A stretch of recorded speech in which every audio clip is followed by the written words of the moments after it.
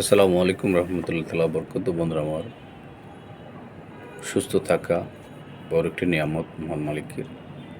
যিনি অসুস্থ তিনি কেবল বোঝেন তার অসুস্থ যন্ত্রণা, তার সময়টি কীরকম যাচ্ছে। তাই আমরা যখন হসপিটালে যাই বা কোনো রোগীকে দেখতে চাই, তার জন্য দোয়া করব।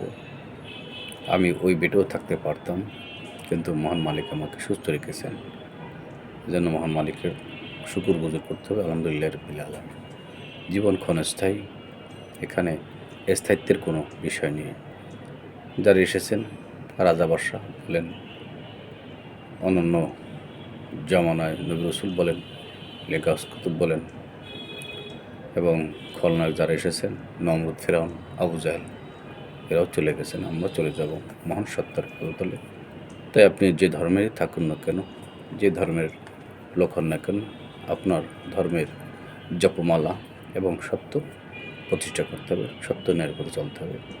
সকলে ভালো থাকবেন, সুস্থ থাকবেন। আমার কন্টেন্টগুলো দেখবেন, ভালো লাগলে লাইক, কমেন্ট, শেয়ার করবেন, ফলো দিবেন, সাবস্ক্রাইব করবেন। ইতিপূর্বে যারা সাবস্ক্রাইব করেছেন সকলকে ধন্যবাদ, অবিরাম ভালোবাসা। আসসালামু আলাইকুম রহমতুল্লাহ তাআলা বরকাতুহু।